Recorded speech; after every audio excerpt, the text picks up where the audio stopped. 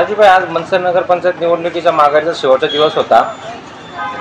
आज बऱ्याच उमेदवारांनी आज आपले अर्ज मागे घेतलेत, काय सांगाल? आता हे निवडणुकीला खरी रंगत येणार आहे, आजपासून समोरासमोर लढत असणार आहे, काय सांगाल?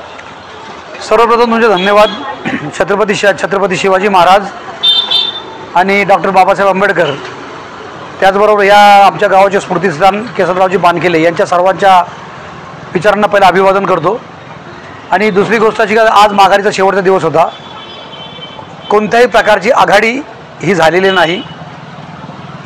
कारण ह्याचं असं आहे का सगळे लोक हे कुठं ना कुठं राष्ट्रवादी काँग्रेसचा टच आहेत।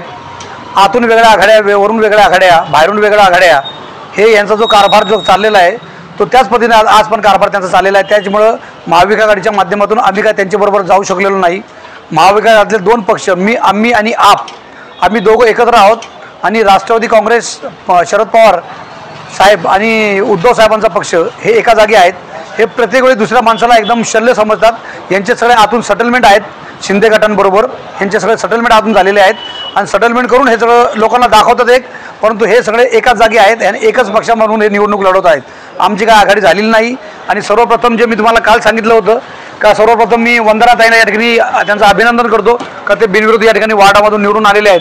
परंतु मी त्यांना एक सांगितलं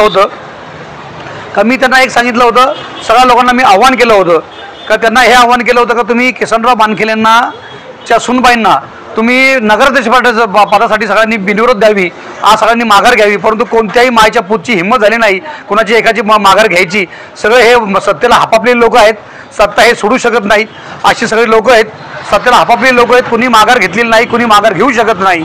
आणि ह्या पद्धतीने जे काय चाललं होतं त्यांनी शेवटी किसनराव बानखेलेंच्या सुनबाईला त्यांनी या ठिकाणी नगरसेवक म्हणून बिनविरोध दिली, त्याबद्दल सर्वांचे मनापासून धन्यवाद। आता त्याच्या नावाचं कोणी भांडवल करू नये, कारण त्यांचं भांडवल आता या ठिकाणी संपलेलं आहे।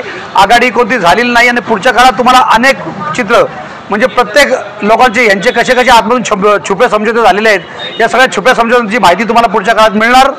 आज आम्ही तुम्हाला स्पष्ट सांगतो, आपचे या ठिकाणी सालीम इनामदार आमच्याबरोबर आहेत।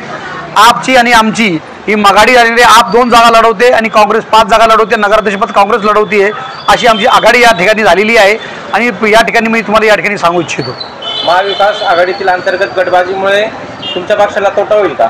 नाही, महाविकास अंतर्गत गटबाजीमुळे आम्हाला तोटा होणार नाही। महाविकास आघाडीचा उमेदवार जो आहे या उमेदवाराला कसा तोटा करायचा आता याचा आम्हाला विचार करावा लागेल, कारण तिथं काँग्रेस पक्षाचा अल्पसंख्याक समाजाचा उमेदवार आहे। आणि तुम्ही बघितलं कधी, निरीक्षण कधी तुम्ही केलं तर हे महाविकास आघाडीमधली जे 2 पक्ष आहेत यांनी एकही मुस्लिम समाजाच्या माणसाला उमेदवारी दिलेली नाही। फक्त हे आव आणतात सेक्युलर पक्षाचा, सेक्युलर माइंडचा। हे काय सेक्युलर बिक्युलर नाही आहेत, हे सगळे आतून एक दुसऱ्याला मिळालेले आहेत। आणि यांचा जो काय तो आता मनसरचा जो मोठा एक डॉन आहे, जो शिल्पकार आहे मुस्लिम मुक्त नगरपंचायत करण्याचा, त्याचा हा सगळा आतून मिळालेला डाव आहे। आणि हे सगळे त्याचे प्यादे आहेत, हे सगळे आतून एक दुसऱ्याला मिळालेले आहेत, कारण हे सगळे राष्ट्रवादी काँग्रेस पक्षाच्या खाली कुठेतरी हे कांडे आहेत आणि हे घाबरतात त्यांना, कारण त्यांच्या धुऱ्या सगळ्या यांच्या हातामध्ये आहेत। त्यासाठी हे घाबरून त्यांनी आतून हे सगळे छुपा समझोता केलेला आहे, एवढं तुम्हाला या ठिकाणी सांगतो।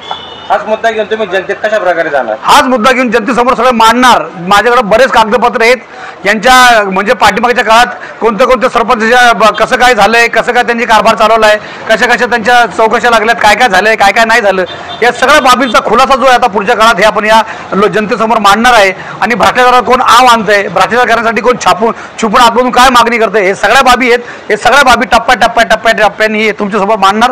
पुन्हा एकदा सांगतो मी का ओबीसी अल्पसंख्याक मागासवर्गीय यांनी याच्यामध्ये खबरदारी घ्यावी, यांच्या नादी लागू नये, कारण यांनी रिझर्वेशनची जागा असल्यामुळे तिकीट द्यावंच लागतं। परंतु यांनी सिंगल अल्पसंख्याक समाजाच्या माणसाला हे महाविकास आघाडीच्या लोकांनी तिकीट दिलेलं नाहीये, सालेमला पण जवळ केलेलं नाहीये, तो पण का जवळ। आता आमचा प्रॉब्लेम काय का, मी तालुका अध्यक्ष काँग्रेसचा, मी अल्पसंख्याक समाजाचा, हा सालीम त्यांचा समन्वयक, हा अल्पसंख्याक, यांना अल्पसंख्याक लोकांपासून लई तिटकार आहे। हे आतून सगळे छुपे समझोते आहेत यांचे, म्हणून यांनी आम्हाला बरोबर घेतलेलं नाही।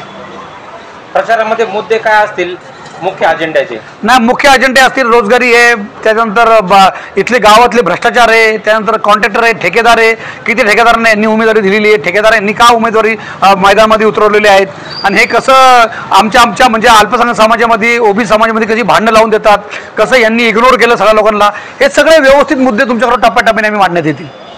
धन्यवाद. आपली आपण मुलाखत घेतली. पुन्हा एकदा मी सर्व मनसरकरांना या ठिकाणी जाहीर आवाहन करतो का तुम्ही जागृत राहून मतदान करा. सुपारीबाज लोकांना, किलर लोकांना, तडजोड करणाऱ्या आतून लोकांना वरती दाखवायचं एक छुपा समजुता आतून करणार अशा लोकांपासून तुम्ही सावधान राहा. मनसरला वाचवा अशी तुम्हाला या ठिकाणी सांगतो आणि या ठिकाणी थांबतो. जय हिंद, जय महाराष्ट्र, जय काँग्रेस.